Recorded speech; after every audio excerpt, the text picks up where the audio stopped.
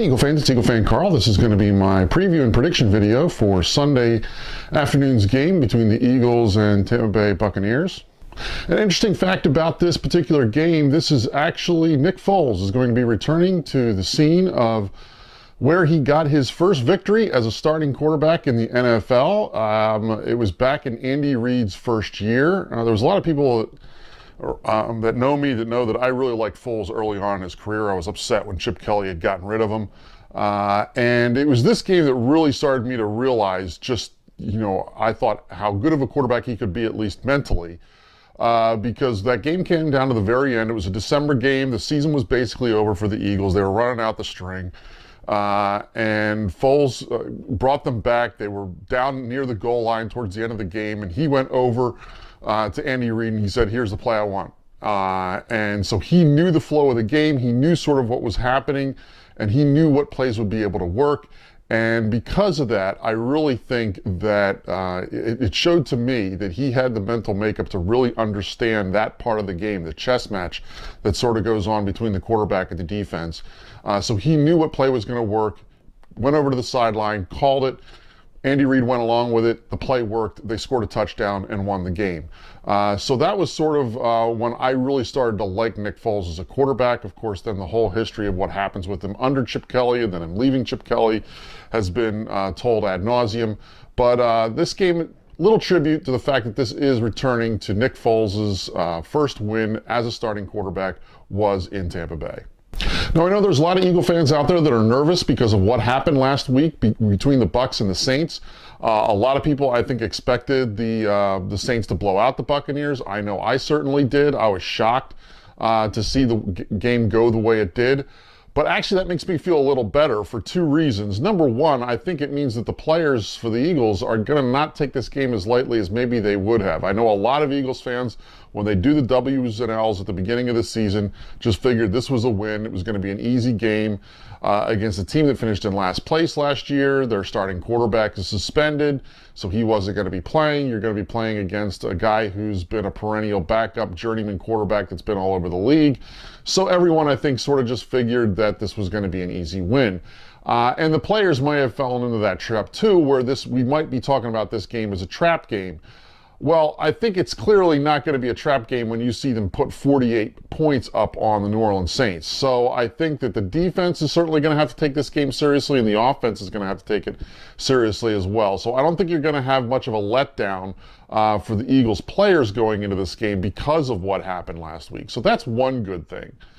The other thing about it that makes me feel okay about it is, yeah, the Buccaneers scored 48 points, but their defense gave up 40 points. And I think that's saying a lot. Now, before you say anything, I know that they gave up 40 points to Drew Brees, who's a Hall of Fame quarterback. But a lot of that had to do with the fact that their defense was thin to begin with, and then their best cornerback, Vernon Hargreaves, goes out with an injury. He's now on IR, so he's not going to play. Their secondary is banged up. So I think that right there just goes to show you that you're going to be able to move the ball against this team. And that's especially good when you consider the fact that our receiving core is sort of banged up.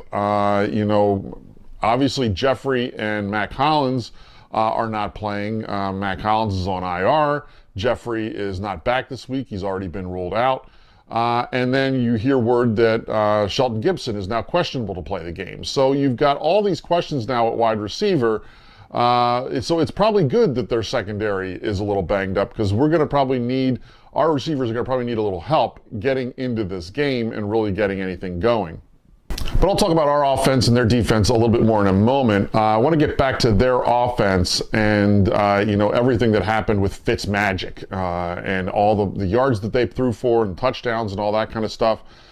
Something when you're looking at the really what happened in that game, one interesting stat that, really sort of jumps out of the page at you is the fact that they were throwing the ball that much. They were getting that many yards, yet the Saints are one of three teams that didn't record a sack last week. And that's because they were getting no pass rush against the Buccaneers. So New Orleans had really upgraded their secondary last year, and that showed in their defense throughout the season. But their front really was not as effective, and I really think that when you're looking at the Eagles as a whole, That's not going to be the same with us. So the Tampa Bay offensive line is going to be tested a lot more in their pass protection than they were last week. So does anyone think that this front four, the way we rotate guys and bring in the occasional blitz, is going to go the whole game without a sack? I highly doubt that that's going to be the case. So I think that Fitzpatrick is really going to have his hands full with our pass rush, and especially the Eagles have a tendency to do better against the more stationary kind of quarterbacks that aren't able to move around the pocket as well. And I know Fitzpatrick has a little bit of mobility, but it's not to the degree that some of the other guys in the league do, like what we're going to have in a couple weeks with Marcus Mariota.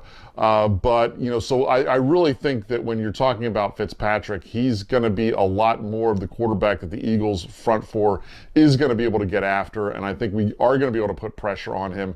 And as a result, I think that is really going to sort of offset any potential upside that the Buccaneers might have with their wide receiving core against our secondary. Getting back to our offense, though, even with our wide receivers being banged up the way they are, I still think we're going to be able to move the ball against this team. I think that we're going to be able to move the ball on the ground. I think that the Eagles really committed to that in the second half against the Falcons. I think that Doug Peterson's going to recognize, especially with the wide receiving core being banged up, that he's probably going to have to do a little bit of that. And he's really going to have to probably lean on Jay Ajayi. Jay Ajayi is going to have a big game in this. Of course, Darren Sproles is also out for this game.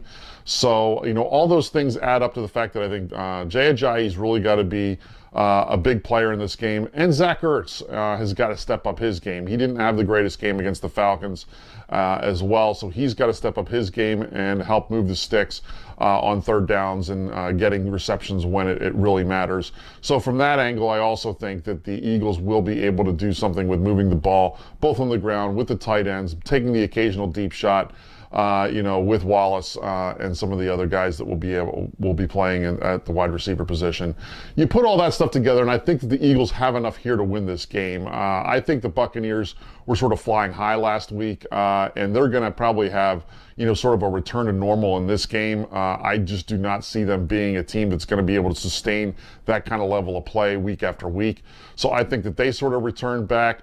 I also want to factor in the fact that, this game's in Tampa, but Tampa is notoriously not a great football town when it comes to fans showing up. So it gives the great opportunity for Eagles fans to go in there and sort of take over, similar to maybe what we had in the Rams game last year, maybe not to the degree that we had in the Chargers game when we played them, but more maybe in line with when we played the Rams and it was a 50-50 kind of a stadium. I really think that something like that could happen, and I completely believe that the Eagles have enough here to be able to take advantage of that and win this game. For all those reasons, I think the Eagles are going to win relatively easy. The score may end up looking a little closer as a result of maybe some late scores by Tampa to make it look more respectable. So my prediction for a score is going to be Eagles 31, Buccaneers 23. Let me know in the comments below what you think, though. How well do you think the Eagles will play against this team, or you think we're going to be able to get out to a good start? I think we will. I think we'll be able to move the ball, and our offense will start to get into a rhythm this week. We'll have a little more time to work through some of those kinks now that Foles will be playing his second game clearly as the starter. So I think that you're going to have sort of all those things sort of fall in place, and it should make for a relatively easy game. Let me know in the comments below what you think, though. Do you think I'm overconfident in this game going into it? Or are you like me and you think the Eagles are going to win this game relatively easily? Leave your comments below. Let me know what you think. Obviously, I'll check in afterwards with my reaction, my studs and duds. Until then, fly Eagles fly.